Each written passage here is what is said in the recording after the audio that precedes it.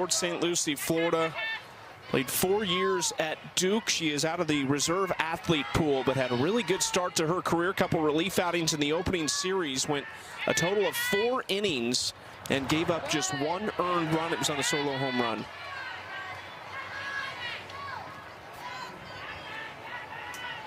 That's been a great fill-in because it's not just the Bandits who are missing 3 pitchers right now of their usual 5, but the Spark are as well. So she is one of a trio of rookies joining their duo, their rookie duo, who will stay with the team for the rest of the season.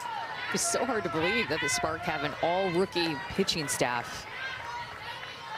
And they're 3-1. 2-0 just misses. 3-0. Kurt was asking where that is. These pitchers trying to figure out this strike zone, and it's going to be a bit frustrating, and honestly it's going to cause for a really long game with how tight this zone is being called. And we need some more pitches to be getting called here. Pitches that we've seen called in the first 4 games. That was a 4-pitch walk out of the bullpen for Kurd. She thought a couple were on the corner. You see the numbers so far. She's really been one of their most productive in her 2 relief outings. This is her 3rd. Maya Johnson has been unbelievable so far. I saw her get the start yesterday. She also got the start on opening day. She continues to throw complete games, which is so hard to do in this league. But her opening day was a complete game win against the Volts. Ruby Malin came in relief of her and threw the last inning in yesterday's game, but she easily could have continued to go the distance.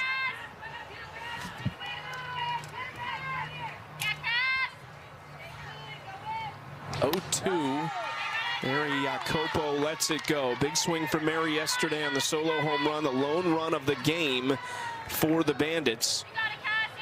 Struggled at the plate last year, just 3 hits and walked 3 times. She kind of became the everyday catcher down the stretch in place of Jordan Roberts, who retired at the conclusion of last season. But Mary goes down looking for the first out of the inning here.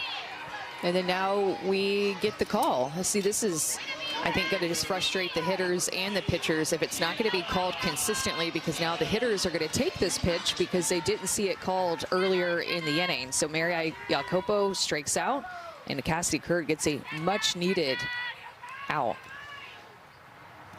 This is a dangerous bat at the plate, and one that would have seen Kurd in Fayetteville just a couple weeks ago in Super Regionals. Arkansas beat Duke to reach their first ever Women's College World Series.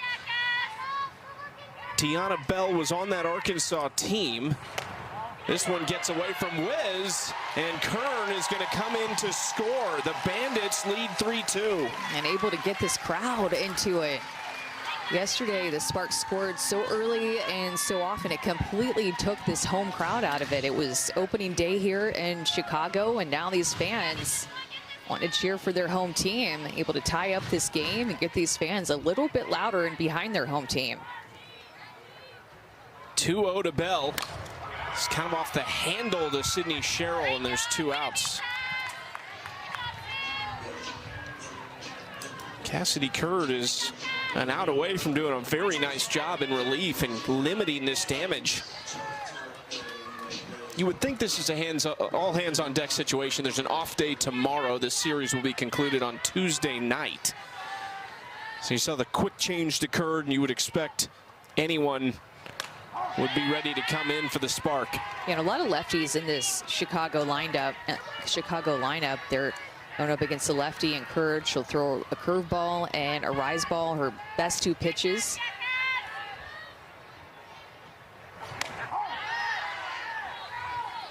Jumps ahead of Jessica Clements, one of those lefties you're talking about, 0-2. Bandits trying to continue their first inning run of success. 13 total runs this year, 9 of them have come in the first frame. That's been really maybe the interesting part. They have started off really hot, and then Shonda Stanton even talked to us after the first night with Montana Fouts. They scored 2 off of her, didn't score the rest of the time, and she said they just won the chess match after that. The adjustments that they have made throughout the game maybe haven't been there.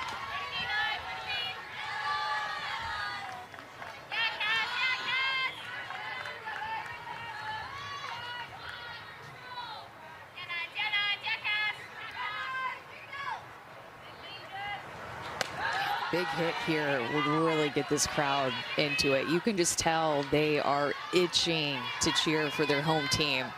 It's nice that we have these home markets this year. Last year we had 4 teams and we're playing all over the country. This year we have home markets for the first time. These two teams are really the two that have somewhat of an established fan base. The Spark joined the league this year. This is their 4th year of existence, though. The Bandits, of course, have a great history. Shonda Stanton trying to write some more of it this year in her first season as their head coach for their general manager, Jenny Dalton-Hill. Another foul ball from Clements, and she has to like the fight she's seen from her hitters early in this game today. And she is just sticking with this curveball in this lefty-on-lefty matchup. Cassidy Kerr trying to throw a couple balls off the plate and seeing if she can get Clements to chase. She's continuing to work that outside corner against her. We'll see if Clements can make an adjustment. Hard hit that will get into center field. Stanton's going to test the arm of Brady. And no good. They do score another. And Amanda and I actually got our hair braided today at the Sephora Braid Bar, which is available across all ballparks all season. And someone else who I know handles their hair seriously is Amber Pfizer. She's superstitious about 2 things. One of them is that sparkly red headband that you see her wear. She'll also wear blue, and she's working on adding black into the rotation, but she will always have a sparkly headband on. And number 2 is that bubble braid. She told me she changes the bubble braid when they lose, and when they win, it stays the same. Today you'll see she's got a bunch of loose ones. She'll braid one or the other if they're losing, and I know that Bandits fans are hoping that braid stays the same tomorrow. Yeah, it really is like the same hairstyle that you're used to seeing from her days at Minnesota. And there's the Sephora Braid Bar that Anna and I were hanging out at. This is hit deep into center field off the wall. It's going to be a loud single for the leadoff Haley Lee, their first baseman today. The other thing that I think that Amber Pfizer will consistently do, wasn't mentioned, but I feel like I'm used to seeing her wear a big scrunchie in her hair at the top. You see the red one there. I feel like I'm used to seeing that from her, and a sparkly headband, which I partook in as well when I was playing at Texas A&M. I had the same sparkly headband all 4 years that I played. Same one. Exact same one. It was definitely didn't have the elasticity. Yeah, it sounds right. By the 4th year, and it was definitely very dirty, but it was the same one. That was my concern, is the hygiene of the headband or the scrunchie. This goes into right field, but Lee just crawling to get back on her feet. And I feel like Jenny Finch was the one that made the sparkly headband famous. Everybody would get her branded ones, and now I feel like there have been so many offshoots of them. Visit in the circle. This is actually going to be one of the assistant coaches, Alex Ibarra, who's been a longtime contributor on coaching staffs and as a facilitator for Athletes Unlimited in the past. So he's going to come out and have a quick visit with the infield. Well, I feel like you're already seeing some more timeouts from the Bandits coaching staff in this game than what we were used to in the first 4 games. I think maybe making a concerted effort to go out and talk to this young infield, make sure that they stay level-headed and steady and believing in each other and believing in themselves. 1-1 count now to Billy Andrews. Takes that pitch low, ball 2. I don't want to say the alarm bells are ringing. It's still early, but it's early in a short season. There's 25 games. We've played 4 of them. The Bandits are 0-4. And these teams are looking really good around the league. So, again, I don't think they're panicking, but at some point, they're going to have to dig in and get some wins. It's just trying different things. How can we be better today? And I think that that is going to be a way that they're trying to be better, is by having the coaches go out, talk to this young infield a little bit more, calm them down, keep them thinking about the next play. Strike 3 looking on a nice pitch from Pfizer. The backwards K, or second.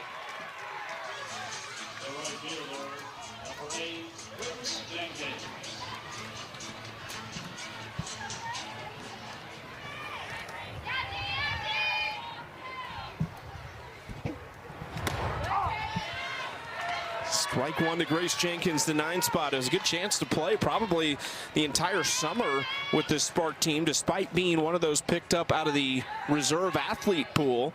But with Kinsey Hansen-McKenzie on the temporary inactive list, who would be expected to be their everyday catcher, you would imagine it is Jenkins, who is caught in her college career but finds herself as an outfielder, would be the one that stays in her place.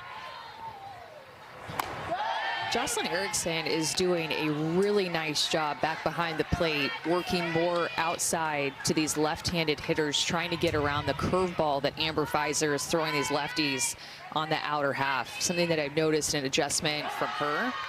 There's an off-speed curveball, so a good version of it. She's working more in that right-handed batter's box, setting up even more outside, trying to get around these pitches to allow Amber Pfizer a nice target on the outside corner to get it called.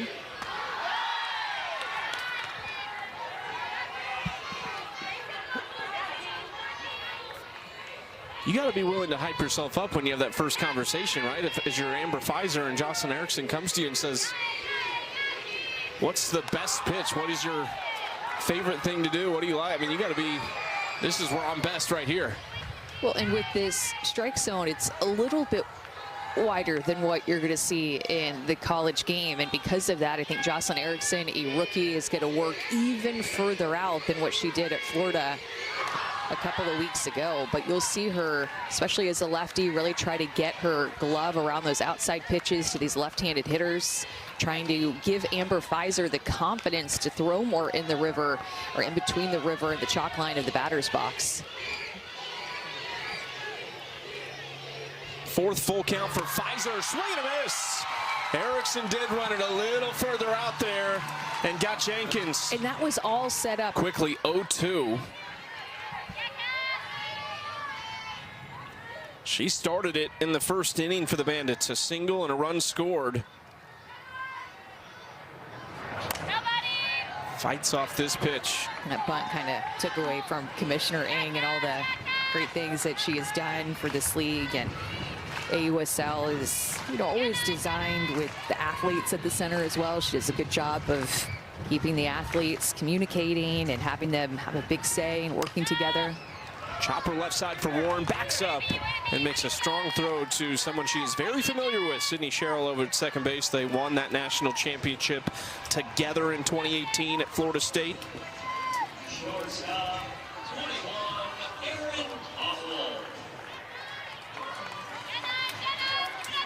There they are. Sydney Sherrill was an unbelievable freshman on that national championship winning team.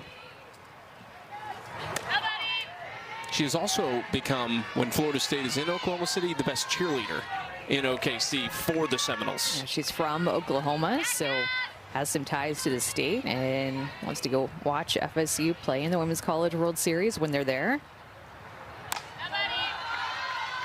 She'll show up at some home games too in Florida. Big fan. I think the alumni there are just drawn back to their head coach, Lonnie Alameda, who makes such a lasting connection with those athletes. One of the best coaches in the sport. Been doing it a long time. Aaron Koffel fouls this down the left side. Now to play, 1-2 count.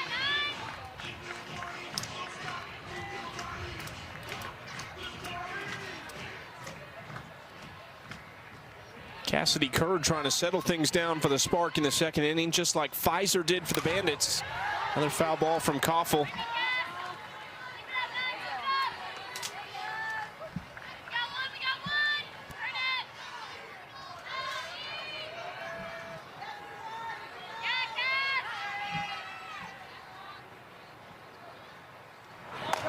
One of the other things, going back to the commissioner, Kim Ng, that they did was, I thought they really did a good job of finding the balance in the expansion and the allocation draft. When the Spark came in and the Cascade got announced, they had 0 players on their roster, so you have to open up some of the other teams to try and fill those as Koffel flares this into right, and he gets over the head of Jenkins.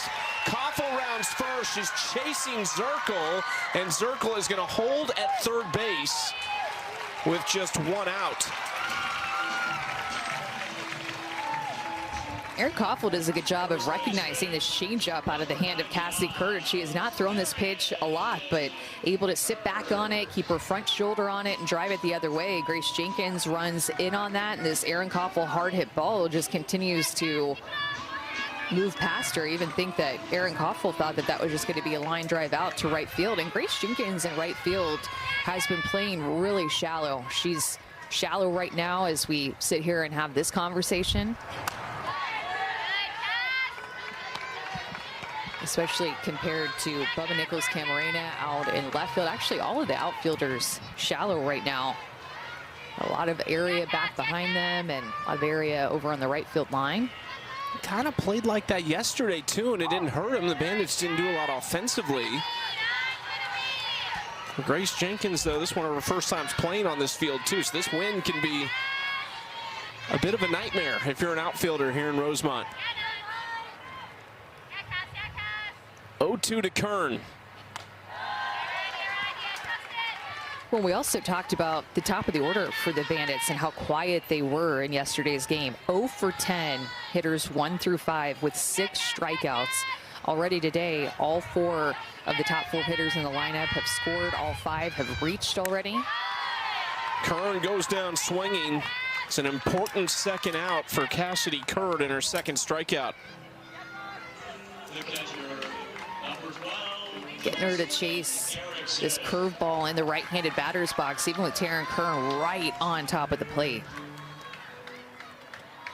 MLB action coming your way shortly over on ABC and the ESPN app. The Chicago Cubs in San Francisco to take on the Giants. That game set for first pitch at 3 Eastern. Our two teams are facing off right now, Astros and Royals. They sure are. Little bragging rights in the booth.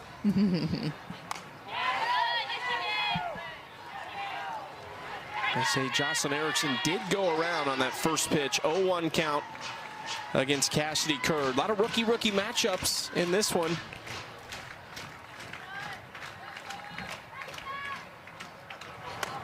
Yeah, Curd's definitely starting to feel this curveball, the consistency with that pitch, the command to these lefties. So many lefties in the Bandits order. In fact, all of them are left-handed, except for 4 today. Yesterday it was 3. They snuck in another righty into the lineup with Tiana Bell. Cassidy Curd's got a chance to excel as a pro. You surround her with a great staff. You look at her numbers this year at Duke. ERA is a little elevated, but she was a workhorse for them, and you would imagine a lot of the prep that went into series, especially in the ACC with teams that had seen her, was for Cassidy Curd, because you knew that's who was going to have to throw for Duke a lot. Yeah, I really like the way that she's in 2008, and I love that she's getting a chance to coach in a professional league like this, and the value that she adds to the Spark, just how calm, the calmness that she brings to the game is something that Sydney Romero even talked to me about, saying that she can get so frustrated sometimes, and she looks over to Coach Evans and she's able just to get her back in the right mindset. They couldn't get 2, but they do get the lead runner there. Cheryl is on after the fielder's choice. And one of the other ties in the league then with Texas A&M is the Cascade general manager, Jamie Loprise, who would have also played with you at Texas A&M, very familiar with Joe Evans. And these two teams will match up. Spark will head to Portland on Wednesday, and that series begins on Thursday. Well, and Tori Vidalis, too, played for Coach Evans, and Mari Harper got recruited by Coach Evans. Mari Harper on the Spark got a golden ticket out of Oregon. And she wears a helmet down there because even before I got to Texas A&M, which was in 2005, so either think the late 90s or early 2000s, she got hit with a very serious line drive coaching third. And she is one of the first and one of the only that you see down there in the third base coach's box wearing a helmet, because she had terrible vertigo for a long time. It really affected her. And so, of course, she's going to wear a helmet. 1-2 count for Bubba Nichols-Camarena. Takes down and away, 2-2. Trying to get the strikeout cheer going here at the Bandit Stadium. Just missing that off-speed curveball a little bit low in the zone. We saw some of those traditions in Salt Lake City as well. Now the Chicago Bandits fans starting up some of their own as Bubba fights off that pitch. And the wind is picking up. It is a chilly wind. It's about 68 degrees here in Rosemont. That wind is blowing hard. So it says 18 miles an hour and wind gust of 30 miles an hour. I feel like we're back in Utah in Salt Lake City. This is what we saw, except that wind was blowing straight in. This one's blowing across. 3-2, Bubba fights it off again. And you'll hear the fans here at Chicago, their strikeout chant is yee, yee. And then hopefully on a strikeout, which we've had, 3 so far, they go ha. So yeehaw, you know, for the Bandits. We had the cause in Utah and the haws in Chicago. That is going to get over the head of Agbayani, and it gets out past Bell as well, and both runners advance.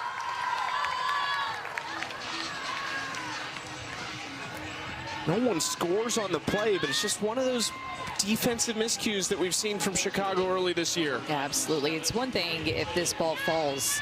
It's another thing if it gets past the outfielder, Tiana Bell, not able to keep it in front. So it's a tricky read. Tiana Bell, new to this team, new to this field. This is an all-turf field, so it's going to take a bigger bounce than what you're used to on a grass infield, or grass outfield, I should say.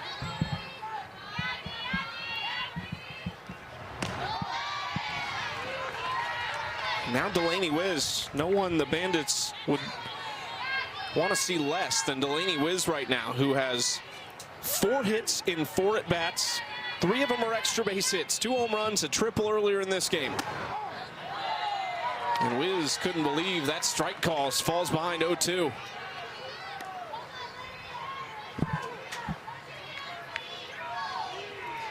Takes a deep breath before she steps into the batter's box. Wiz out to left center field. It's not going to have enough, and it's caught, but it will have enough to score Cheryl from third. So Delaney Wiz got herself into a tough spot with a couple calls she didn't love, but still delivers. Still executing. Second sacrifice fly that the Spark have put in the air. And again, this wind is blowing so hard. Jessica Clements thought that this is going to be more just a straight left field, but the wind is blowing from left to right, so it pulls her more toward left center. Have to keep those feet moving at all times in the outfield right now.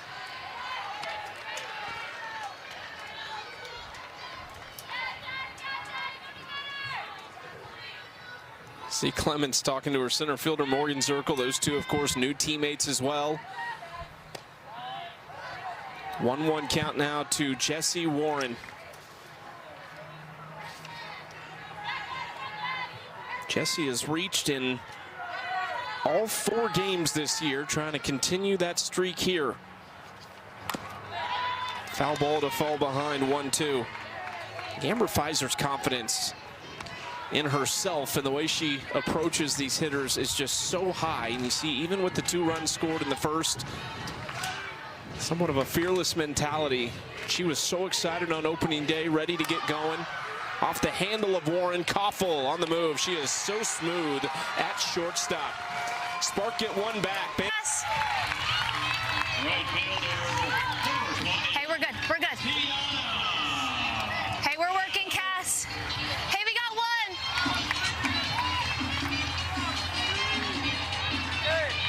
So runner on second with 1 away for the Bandits. It's a pinch runner, Elon Butler, that will take the place of Mary Jacopo after the double.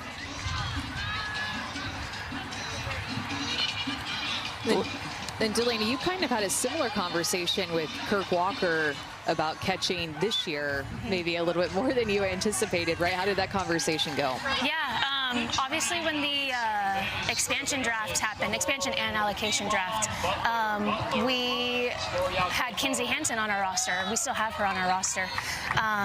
But she is expecting a baby boy. So that kind of changed our plans as far as who would, you know, just be getting time behind the plate. So for me, obviously my load is a little bit bigger than I was anticipating here. But like I said, I'm enjoying the process of it, getting to learn, and just being able to like grow in my own game. This is challenging me in my own game. So, that time. All right, here we go. Yeah, Cass. It's also a challenge to call pitches and talk to us. So it's like a challenge on top of a challenge on top of a challenge in doing this. So you're doing a great job. Thank you. There's a block for you. Perfect. You did pick one really nicely, like reached out to your left earlier and just scooped it up like it was nothing. Thank you. Yeah, blocking is just like, it's not second nature to me. So it's just something that I've had to, yes, so good. Something that I've just had to like, honestly, it's like a mindset for me. It's like, okay, gotta block this pitch if it's in the dirt. But other times I'm just like, I can pick it. I can get away with that. 2-1 count to Tiana Bell, the rookie out of Arkansas. Yeah, Cass.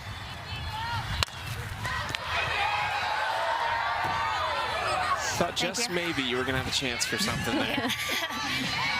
Just a little bit too far out.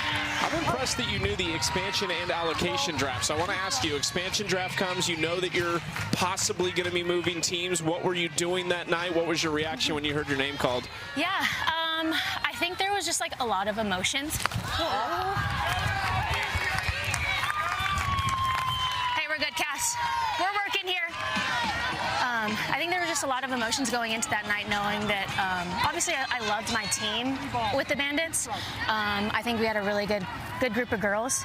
But going into that, knowing like I could possibly get chosen or selected for a different team,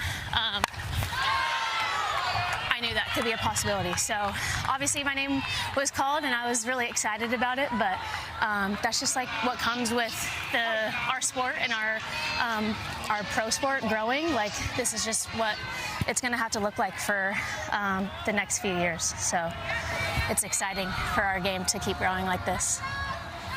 Yeah, Cass! Driven off the bat of Bell, and it's her first professional home run.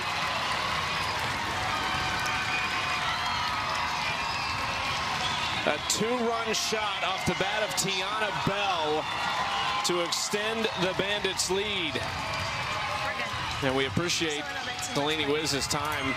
The Spark catcher, always willing to talk to us behind the dish. What a moment there for Tiana Bell.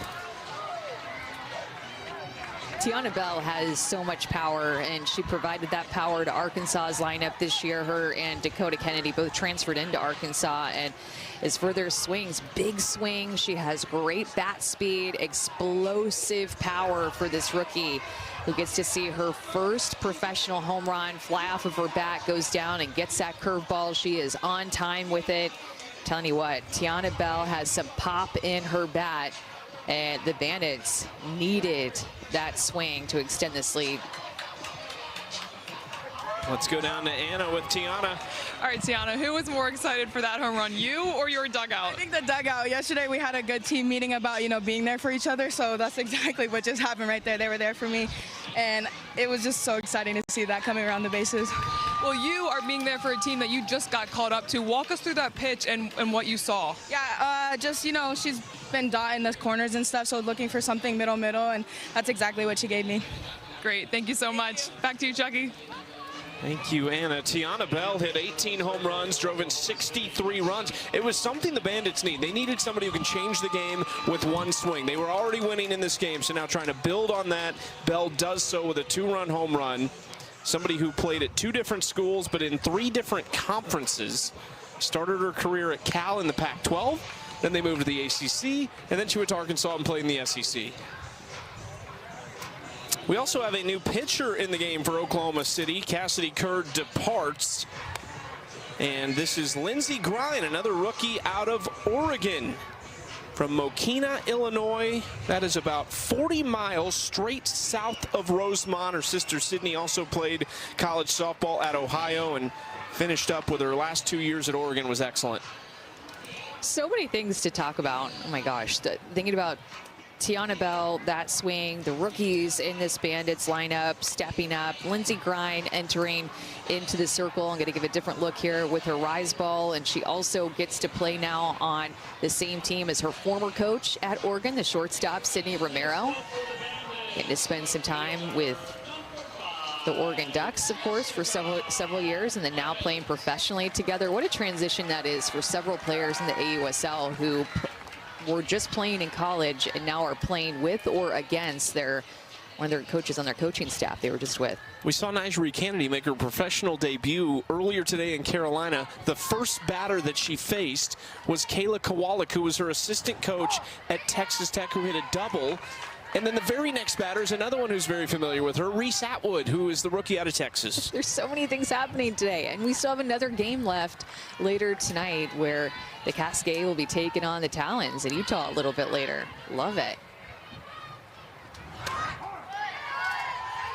But there are 4 rookies now in this offensive starting lineup for Chicago.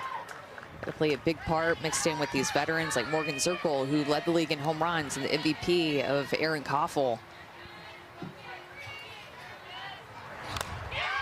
That is foul tip. Nice job by Delaney Wiz to squeeze that behind the plate. That wasn't your traditional foul tip. That was up in the zone. Yeah, a tough one to handle. Lindsey Grine's rise ball, she can throw this pitch on multiple different levels. Actually did it hit off of the bat and then into the glove of Delaney Wiz. Just tripped it up. Great catch. We were just talking with her. I just thought that conversation was so awesome for Delaney Wiz to take some time and call pitches and handle so many things all at the same time while talking to us.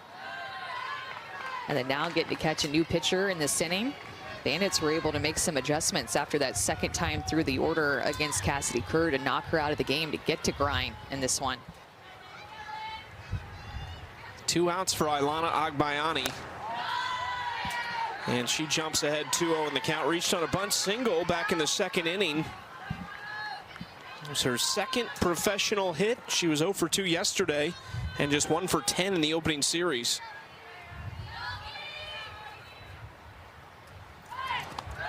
She was thinking about the bunt right there. Instead, it is a 3-0 count. Well, a little bit of improvement today for the Bandits.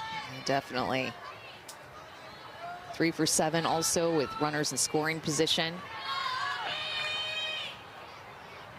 Shonda Stanton has to love that maybe some of their conversations coming to fruition now, what they've been preaching and talking. That was the first time the Spark leadoff hitter had not reached in the game so far. A couple singles and a walk in the first 3 frames. Now Billy Andrews, the Nebraska product, 0 for 4 in the series. Out in front of that pitch, 2-1. She was a 4th-round pick in the allocation draft, 2-time All-American, 4-year starter at Nebraska for Rhonda Revelle and company.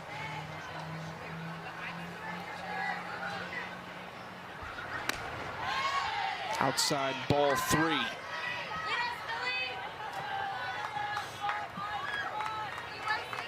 Billy Andrews would have played with Jordy Fromm the first year had she not been injured in the first game she played at Nebraska. That was 2024 when Fromm made the move, but of course missed all but about 2 innings of that year with an injury. So Andrews and her didn't really get the opportunity to play together. That is on the outside corner, strike 3.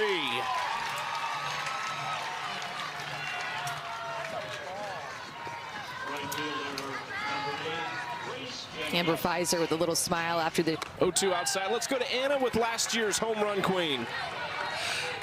Okay, Morgan, very different start for you guys here today, and you've kept the momentum going. What's been the game changer?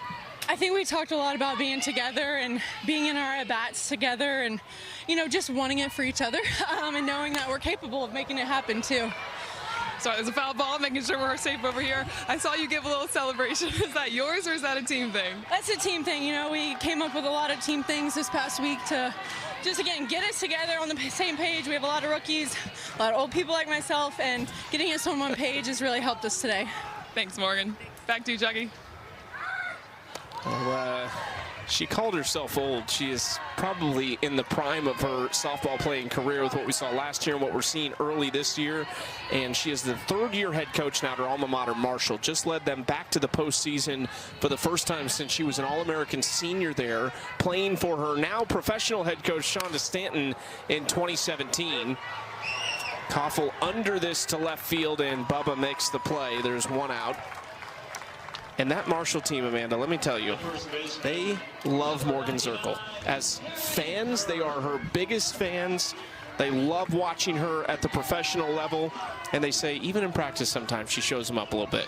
Well, don't you have to?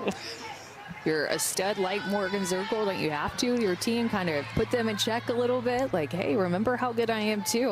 And I'm the one coaching you up on how to do all this stuff.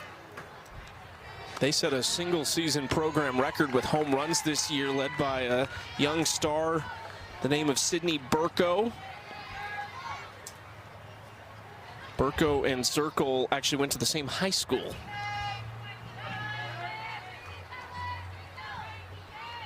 Now Taryn Kern in a 1-0 count takes down and away 2-0.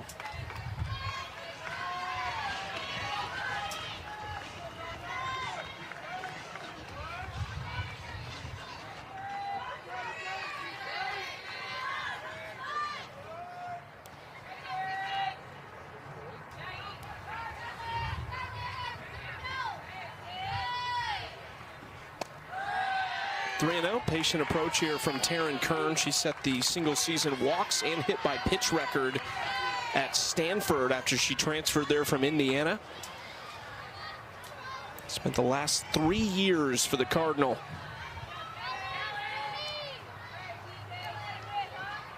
We were talking about the Talons earlier, and Hannah Flippin and Jada Coleman being on the IR. The Cascade gave them their first loss of the season in Utah last night. And should be another good one today. I can't wait to watch them play against each other later. Megan Grant hit a home run again in last night's game. That is a tough ballpark to hit one out. I think Megan Grant's 2 home runs she's hit as a pro have spanned more than 600 combined feet. No, you're right, because one was 313 feet, the other one was 294 feet. So on average, she's hitting home runs at over 300 feet. Just normal Megan Grant things. 3-2 to Kern. Ground ball for Romero, who makes the play, 2 outs. Cascade delivered the Talons their first loss of the season yesterday in a 3-1 victory. Sam Landry was tremendous. Her first career complete game, 7 innings, 5 Ks, just the 1 run allowed. And then how about earlier today in Durham, Carlin Pickens off to an incredible start, 6 innings, 1 earned. That is a complete game win for Carlin because they won 9-1 and 6. Well, both times that Carlin has pitched for the Blaze, she's gotten some pretty hefty run support with their offense too. So Blaze have been putting up some big offensive numbers and providing a lot of support for their pitchers. And Carlin Pickens, just so great to see her start out her rookie season with so much success. She's so much fun to watch in the circle. And she is instantly a fan favorite in Carolina, in her home state. About 4 hours from where she grew up is where their home field is, in Durham, North Carolina at Duke. Young fan picking up a souvenir. So excited. Oh, he's so excited. I love it. Have you ever caught a foul ball as a souvenir? Have you ever been tossed one in the stands? No, I can't remember how I got one, but I got one. Maybe it was like it bounced off of someone and then I like ran over and grabbed the ball in an Astros game. This smile is what it's all about. So fun. Do you recall who the ball was hit off the bat of? Okay. My memory, testing Chucky, your is memory. terrible. You've been better though. I feel like we've been working on it. We've made strides with my memory. That's good. Not sure how that works exactly, but it's happened. I'm just challenging you, I guess. Erickson takes the 3-1. Full count. This crowd is definitely buzzing a little bit more today here at home for the Chicago Bandits, and seeing 7 runs on the board. They've seen 9 hits and a 4-run lead at this point. Erickson And that is a great sight to see if you are a Bandit fan, to see Jocelyn Erickson square one up.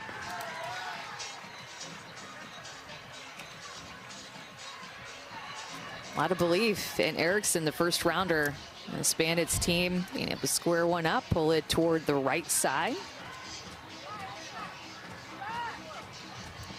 There's no doubt Chicago is thinking more right now. They're only up 4 runs against what has been the best offense in the league so far. Still a few innings to play. This is one.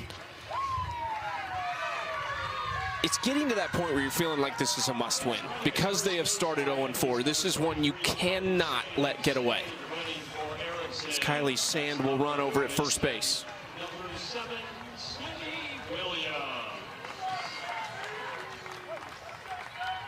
How aggressive will Shonda Stanton be with 2 outs here, and Sammy Williams at the plate?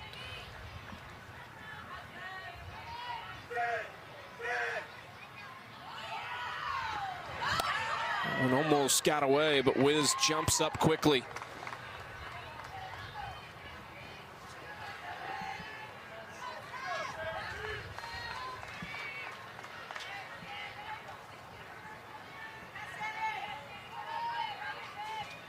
Pick the ball up and make the tag very quickly. Bang, bang play. She laid down a sneaky bunt to start off the series as she led things off. And then, of course, she can hit the long ball.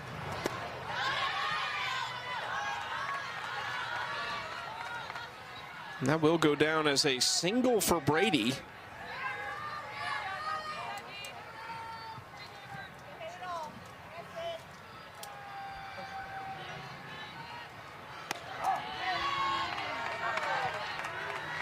Camera Pfizer's got an argument there, doesn't she? Taryn Kern tagged her, but the ball came out. Just wanting to get me going.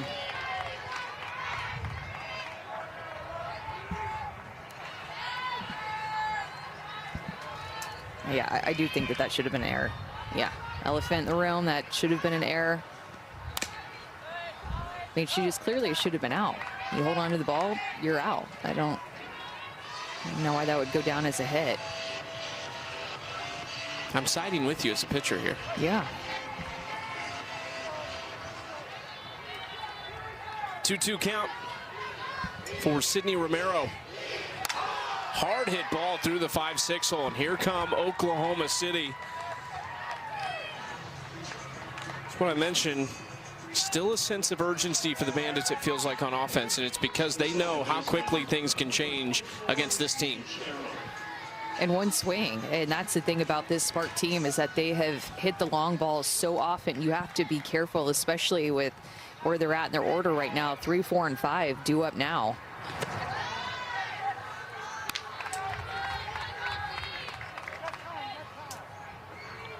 Jocelyn Erickson going to call time to go talk to her pitcher, Amber Pfizer. The infield will join them in the circle, and this will be a little deep breath moment here.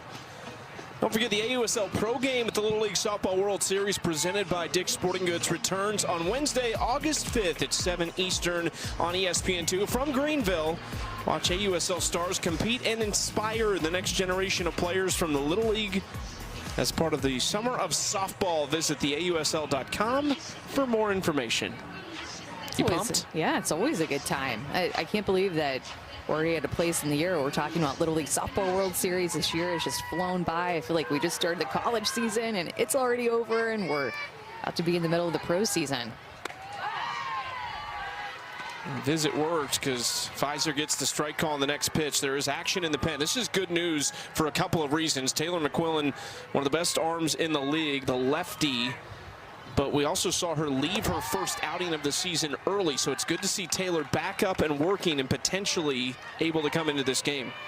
Yeah, because we keep talking about it, Chucky, but this is a must-win game for the Bandits. They have to figure out a way to win this game, quiet the Spark bats late in the game.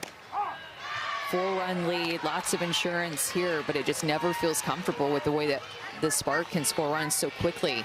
So being able to have her as an option today is huge. Big pitch from Pfizer, 2-2 to Sherrill. Ground ball left side. Williams going to go to second. They will not get 2.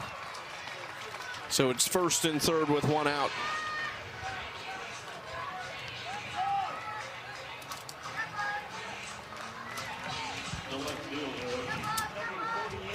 Sammy Williams putting a little touch on this throw as she was already pretty close to second base, and looked like the runner was close to running right by her. If maybe she could have tagged her, but just went ahead and did what she felt most confident doing. So it's kind of off the handle into left field and foul. If that ball was hit just a few feet closer to third base, it likely would have been a double play for the Bandits.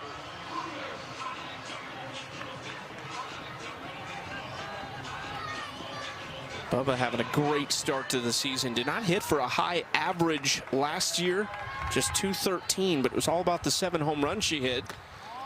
The pitch misses outside. This year has already hit a pair of home runs. One of them a 3-run shot yesterday.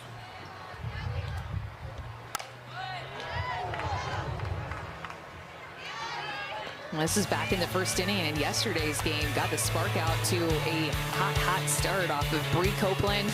Yesterday's starter really sneaking it over that left field wall, and the Spark just did not look back in yesterday's game with the amount of runs that they put up. A run rule win for them yesterday. Bubba goes down looking. Big out number 2 for Pfizer. 4 looking strikeouts for Amber Pfizer in this game. She goes to her bread and butter pitch, her curveball. She's been able to get that pitch off the plate to these right-handed hitters, and Bubba can't believe it.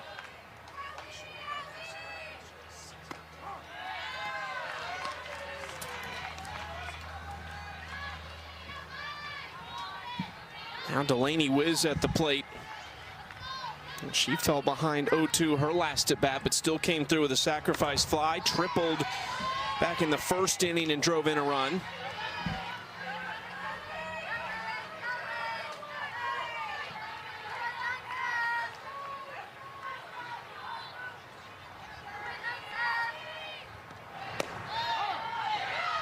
One-two count.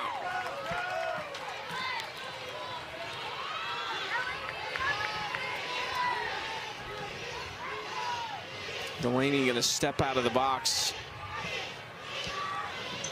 Take a second to compose herself. Process of that pretty simple as far as Bella Dayton has to go for international duty, and you went with Tiana Bell. I think the piece of that puzzle that got a little bit interesting is trying to find who was available to us, knowing that the reserve pool was getting a little bit smaller with some injuries within the league and everything. And so being able to find the right fit for this ball club was a really important part of it, because Bella Dayton's a big piece of our puzzle. And so with her needing to go play for Team Italy over in an international qualifying event, we needed to find the right fit. And obviously Tiana Bell stepping in a great way with a Bella bomb today. 3-1 count to Butler, who has tremendous power as well. One of the pieces we've talked about in this series specifically is that you are looking at 3 very familiar faces that were so big for you last year that are now members of the Spark as Butler hits that into right field. I'm sure you have had some conversations with Kirk Walker. We've showed you two sitting next to each other. Is there a little friendly banter there that he stole 3 of your best players? Well, going into this season, actually going into the draft in the fall, we realized that it was going to be difficult to save those important pieces. And Delaney Wiz and Bubba and Sid McKinney, I mean, those were 3 really important parts of our puzzle last year. And so knowing that we wouldn't be able to protect all of those parts, I actually said goodbye to them before the draft, knowing that they were going to be picked up, because they're just not only are they incredible athletes and players, but they're maybe even better people. Tiana Bell back up, trying to go back to back on her first day as a professional starter. Runner goes, some of that aggressive behavior from Shonda Stanton, and Butler almost headed for third. Jenny, we've seen Coach Stanton be aggressive with the base running in this game, which is her MO. How do you think that has played out so far in this game? Well, I think this is the first time we've been on top for an extended period of time. So this is something where everybody's, I hope, not holding their breath, but just trying to harness the enthusiasm that we've been able to generate in this game. Some key hits, some run production, and just getting the monkey off of our back that happened kind of at the beginning of this season. There were a lot of unsaid words that needed to come out. We had a big 3.5-hour team meeting last night where we just needed to make sure that everybody was saying the things that maybe were stuck inside. And today it looks like we came out a little bit more loose, able to come out and just be able to perform and execute more free. I think sometimes the thing that steals your happiness is what you've lost and thinking about what you lost rather than what you have. And so I think this today, able to step in and be able to look at what we have and what we've been given rather than worry about who we lost. 2-0 hits the outside corner, 2-1, and that sentiment has been echoed by Tiana Bell. It's also been said by Morgan Zirkle that it was about, like, let's do it for each other last night. To see that as a former player, as a coach, and now a GM, to see that kind of come to fruition, I mean, I have to think you're on the moon right now. Well, I mean, the game's not over. I think we always just kind of wait and hold our breath to figure out, you know, how this game plays out. But more than anything, it was just the energy in the dugout that wasn't where it needed to be. And so being able to have those conversations really important. Outside good at bat here from Tiana Bell, 3-2. Yeah, overall, just in the league in general, Jenny, what are you most excited about? What's it feel like to be a GM in this league with where it's at going into the second season of the AUSL? Well, obviously having year one under our belt really important, but also the expansion piece to give us the chance to know what this year looks like. I mean, we knew that the teams were all going to look very different because of the expansion, but this season having so many young rookies in our league is really important because they are so talented, and so being able to have year two hit the ground running, really important as we added 2 new teams, but 2 new head coaches and GMs. Jessica Clements first pitch swinging, and Bubba goes back to make the catch. 2 outs. Are you cold out there, Jenny? It is freezing, and I don't know what it is about being a Bandit right now. It was cold in Utah. Now it's cold back here in Chicago. I'm really hoping that when the Blaze come to town, they bring a little heat with their name, because it's really, I feel like I'm a lion, hair all over the place, and just it is really chilly. You're off the hook, though. Thanks for joining us. We appreciate you. Thanks, guys. Jenny Dalton-Hill. Talking about some of the resumes in this league from a general manager perspective. That's a 3-time national champion, national player of the year. The current, I mean, you think of all the records that have gone down. She still has one that stands, which is the all-time career RBI record that is knocked down by Romero. Butler coming home. The throw is just a bit wide. So the aggressive base running pays off for the Bandits finally. And Elon Butler, who took second earlier, comes all the way around to score. Yeah, that taking the extra 60 feet really pays off, and just a incredible effort by Sydney Romero. Amber Pfizer loves that defense too, of course. Wow, all of that just happened so quickly. That was an unbelievable grab by Jessica Clements. Second time she's made an over-the-shoulder catch this season. She's done it once in right field. That was in Utah. Now she does it here on the left side of the outfield. Big first out. So 2 pitches this inning. Over-the-shoulder catch for Clements and a hit by pitch to Haley Lee. Swing and a miss. Oh, and they almost had Lee. What is happening this inning? It's all going so fast. The catch, a hit by pitch, a pickoff. Wow. Jocelyn Erickson almost had the pickoff of Haley Lee, who is much closer to first base after that pitch.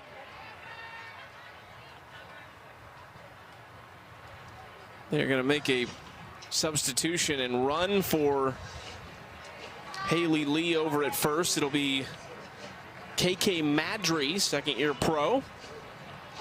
Don't forget the 2026 AUSL Championship is headed to Davis Diamond in College Station for an unforgettable weekend of professional softball. Catch the AUSL play-in game on July 23rd, and then the championship series beginning July 25th. Series passes and single game tickets are on sale now. Visit the AUSL.com.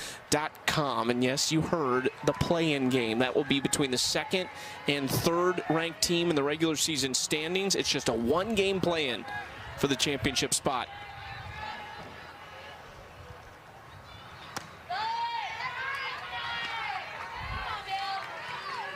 Spark off to a great start this year. 3-1 on the season, trying to become the first 4-win team, but an uphill battle in these final 2 frames. Billy Andrews fouls that away. 2-2 count. How about Amber Pfizer today? 5 1/3, 6 hits allowed, just 1 walk, and only 1 of the 3 runs was earned. Already making adjustments with that walk number. She got her into a little bit of trouble against the Talons, although she pitched very well in Utah in that opening series. But you could tell just trying to get back into the swing of things with some command.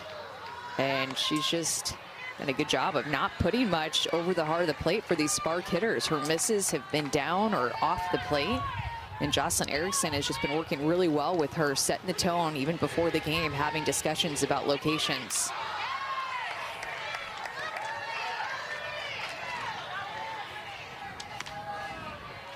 Maybe one of the most important things we've seen in this game is Jocelyn Erickson. First one wasn't the hardest hit ball on that RBI single back up the middle, but got something to go her way, and then had a really good at bat and a hard hit ball into right fielder last time. That is in there for strike 3.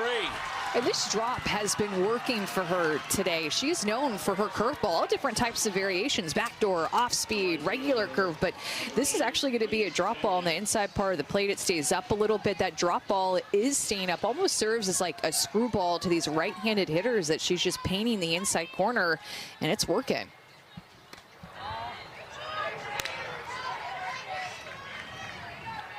Seven strikeouts for Pfizer.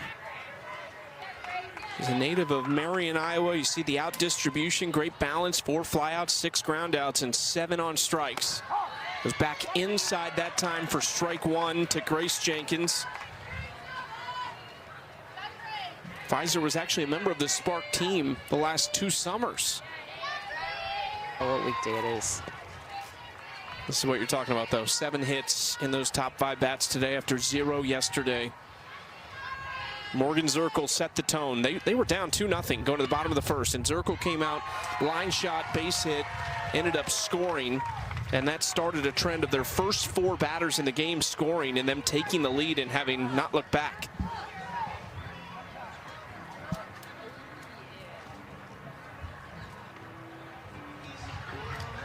Today at the Men's College World Series in Omaha, Troy Ole Miss ongoing.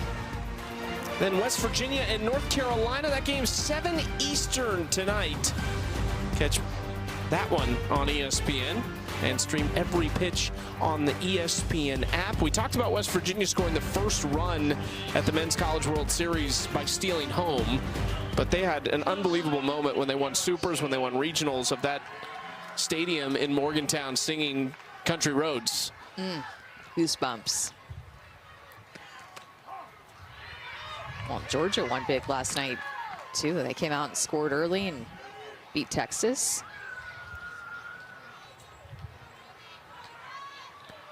Also had the NBA Finals come to a close last night. There's a lot of things happening right now, but it's also, we're making way for more baseball and softball.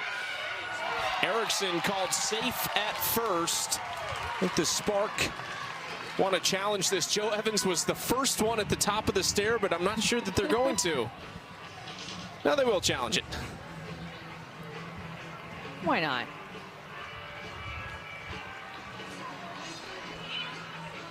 Ooh. Erickson just snuck her foot in there and made that a lot closer than I think we thought it was going to be.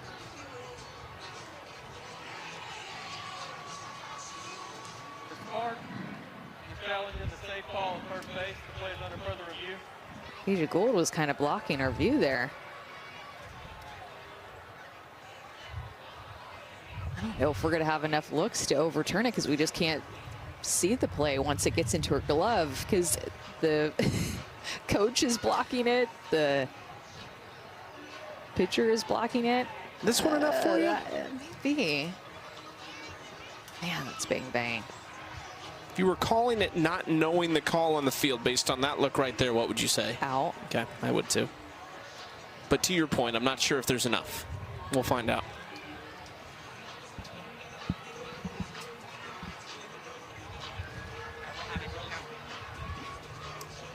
This is the one where Gould's shoulder is in the way. It was a sneaky step from Jocelyn Erickson. It was like a stutter step where her strides changed and she shortened up right before she got to the bag, and it looked like her foot just barely snuck in there.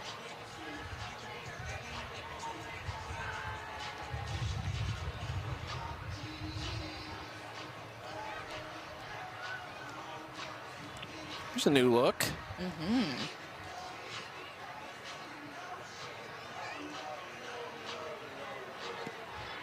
Wow. Ball needs to be in the back of the glove. And after review, on the field stands, safe. First penalty, one remaining. I think whatever it was going to be called on the field was going to be the what it Bandits, third stuck baseman.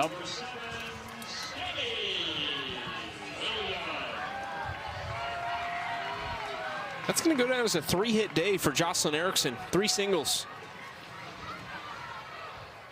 She'll take it. Yes, she will. First and second for Sammy Williams. This is a very dangerous bat. She hit their first home run of the year in Salt Lake City, and it felt like every time she stepped to the plate, even if she didn't get a base hit, she smoked something. She's been hitting the ball hard. Days she didn't have anything to show for it, days that she does have something to show for it. Her last double was 75 miles an hour off the bat.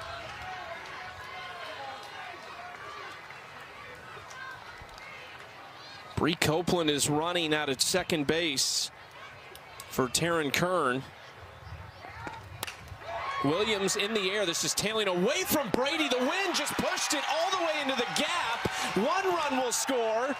Williams is into second. It almost looked like a wind gust caught that ball mid-air. It absolutely did, and this wind is howling. Remember, gust of 30 miles an hour, and Maya Brady has just been so good defensively, covering a lot of ground, showing off her arm, but this ball just continued to move away from her, and she was moving hard towards it too, but just continued to get up in that wind stream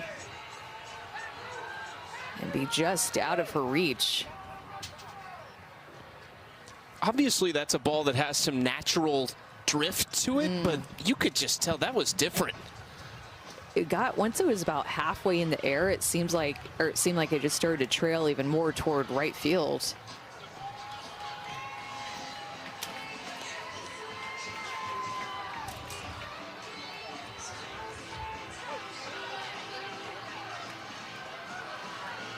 It is a 6-run lead for the Bandits, so they would love to finish this early. The winning run would be standing at second base in the form of Sammy Williams as Lindsey Grine re-enters. So we've seen Peja Gould come back in. We now see Lindsey Grine re-enter into this game for Oklahoma City. See her numbers so far, 3 hits, just 1 run. It was unearned. We are back tomorrow. Well, we're not back. The AUSL is back tomorrow with a doubleheader on ESPN2. The Texas Volts and Carolina Blaze. Remember, that's just a 2-game series. Carlin Pickens gave them a gem today. Also saw the debut of Nigeri Kennedy.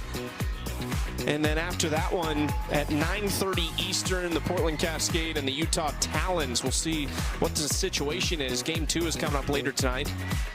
And we are back on Tuesday to finish this series in Rosemont before we will head to Portland, where they'll have their home opener on Thursday night. So much softball coming up. I will be watching that doubleheader tomorrow night, and then we'll be back here on Tuesday calling game 3 for this one, which is looking like it's going to be a rubber match for the 2nd time in a row for the Spark. They won their opening series against the Volts via a walk-off hit by pitch. Won them that series in the 7th inning. You mentioned the connection earlier, but you see Sydney Romero kind of leading the charge in that huddle, and that's probably a comfortable sight for Lindsey Grine, who played at Oregon. Sydney Romero, an assistant coach there. A calming voice she's been used to hearing in her time in Eugene. Here's Elon Butler. She'd like to end this game right here. 1 out, 2 on. When you know how aggressive that Shauna Stanton has been on the base pass today, that she's going to be aggressive with Sammy Williams sitting at second base, understanding what she represents. If Elon Butler can find a gap here. Butler ground ball. Cheryl looks the runner back, and there's 2 outs.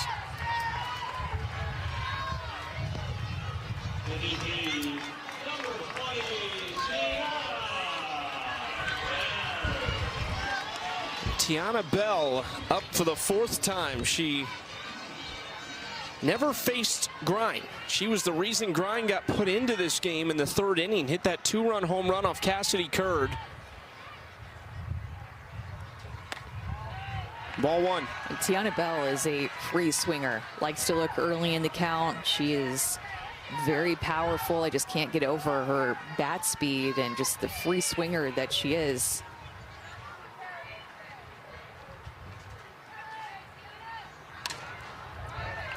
A little behind that pitch.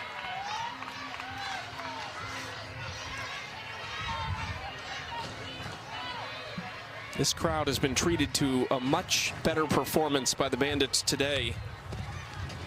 Oklahoma City just took the wind out of this building yesterday, right out of the gates.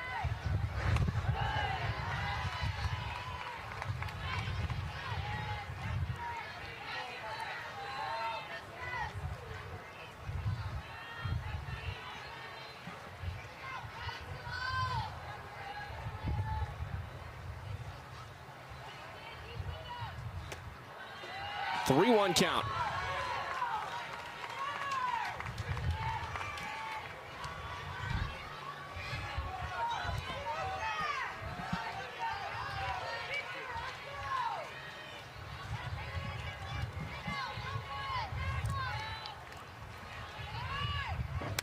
Hard hit through the left side. Shonda Stanton says go. This is the winning run, and